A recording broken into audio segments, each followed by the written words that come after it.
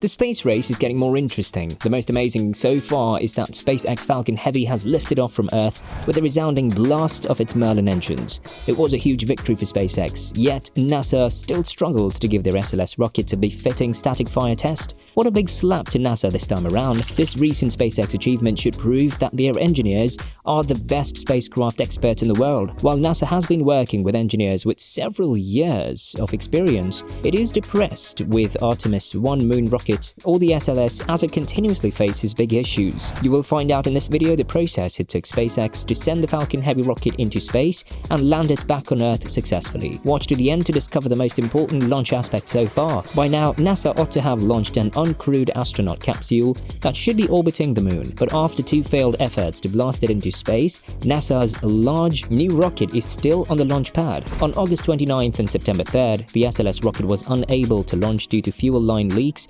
feeding liquid hydrogen into the rocket. Experts are currently working to correct the issue. When NASA operated its space shuttles between 1981 and 2011, hydrogen leaks presented nearly identical challenges. The program's goal is to eventually send astronauts back to the moon. The agency is working to overcome the obstacle to launching the SLS and its companion capsule on a test flight known as Artemis 1. However, it appears that SpaceX will be the first commercial space company to set foot on the moon. On the other hand, SpaceX's Falcon Heavy, the most powerful operational rocket in the world and a towering three-pronged vehicle, made its first appearance in the sky on Tuesday, November 1st since mid-2019. At 9:41 a.m. Eastern Time, the rocket blasted off from Florida's NASA Kennedy Space Center, carrying satellites for the US military on the secret USS F-44 mission. Elon Musk, the CEO of SpaceX, chose to launch his own Tesla Roadster as a test payload on the launch of the Falcon Heavy rocket in 2018, which resulted in a considerable publicity. The vehicle is still in orbit, traveling in an elliptical path that may extend as far as Mars's orbit. SpaceX has only launched two more Falcon Heavy missions since the first test flight, both in 2019. One launched a big TV and phone service satellite for Saudi Arabia's Arabsat, and the other delivered a batch of satellites to space for the US Department of Defense. But the rocket has not taken off since 2019 because most of SpaceX's mission don't need the extra power of the Falcon Heavy. On the other hand, SpaceX's highly versatile Falcon 9 rocket has already launched almost 50 missions this year. With each Falcon Heavy launch, the rocket dramatically shows back on Earth. After Tuesday's mission, the company only tried to get back two first-stage rocket boosters for the Falcon Heavy rocket. These tall white sticks are strapped together to give the rocket more power when it takes off. According to a news release from the US military's Space Systems Command, the center booster was left to fall into the ocean, where it will stay because it did not have enough fuel left to get back home. On the other hand, the two side boosters landed in sync on pads on the ground near the coast of Florida. SpaceX has tried to land all three of the rocket boosters on pads on land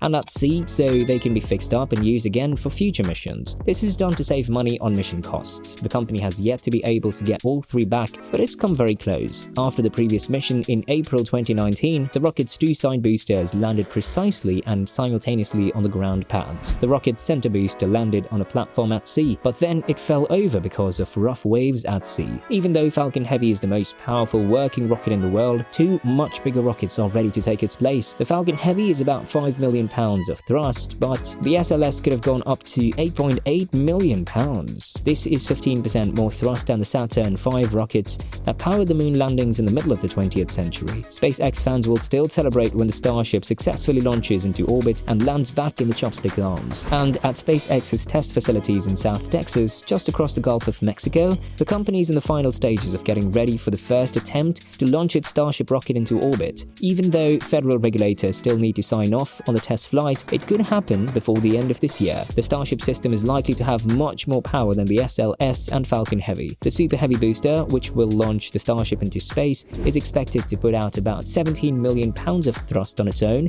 and that's the highest amount of thrust a spacecraft in the world would have ever attained. So the Starship will be breaking many records. NASA wants to send people back to the moon's surface for the first time in 50 years. The SLS rocket and SpaceX's Starship are important parts of this plan. Now let's find out more about the mission. There is a little information out there about the mission of the USS F-44. In a news release, the US military's Space Systems Command said that the launch will put multiple satellites into orbit for call the Innovation and Prototyping Delta, which is focused on quickly developing space technology for tracking objects in space and doing other things. When contacted by email, the Space System Command said it would not give any more information about the mission. It sent questions to the Office of the Secretary of the Air Force, which also declined to comment. The US military is one of the main drivers of the domestic rocket economy. It gives private rocket companies like SpaceX and United Launch Alliance, a joint venture between Boeing and Lockheed Martin, lucrative contracts to launch things into space. For Falcon's upper stage to reach its final destination, a graveyard orbit a few hundred kilometers above GEO, it needs to do at least 1 or 2 more burns. Even though the Falcon 9 rocket is very powerful, it can't reach that height. Only a few operational rockets in the world have successfully launched satellites directly into geosynchronous orbit. More importantly, only 3 are American. One of those is Falcon Heavy. By the end of 2023, the other 2 ULA rockets, the Atlas V and the Delta IV, will no longer be used for US military missions, making the Falcon Heavy the only rocket in the world capable of launching some US military missions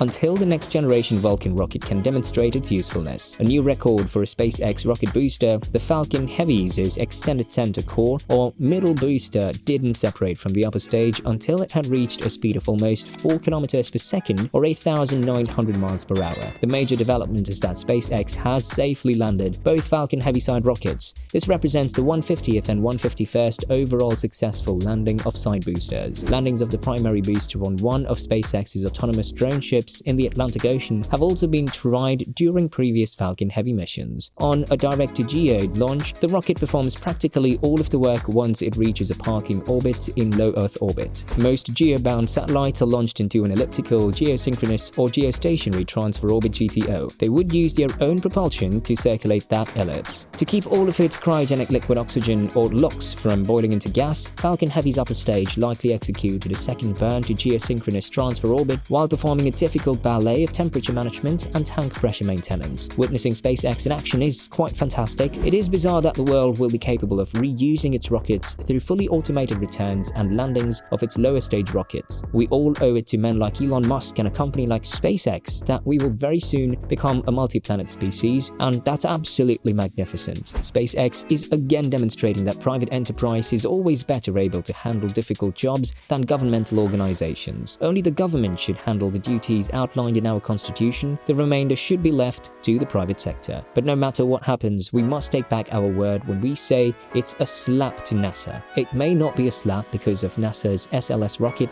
and SpaceX Falcon's heavy work in different circumstances. For instance, Falcon Heavy weighs 3.12 million pounds. Artemis 1 weighs 5.75 million pounds, so it's a few million pounds lighter than NASA's rocket. But if they launch the Starship somehow before the SLS, and yet that's a hard knockout punch to NASA, do you think SpaceX's recent Falcon Heavy success will hard on NASA and maybe make the company intimidated? NASA is trying to strike back and get SpaceX in huge problems. They've confirmed no Starship launch in Florida state unless... Click on the video to know more about this.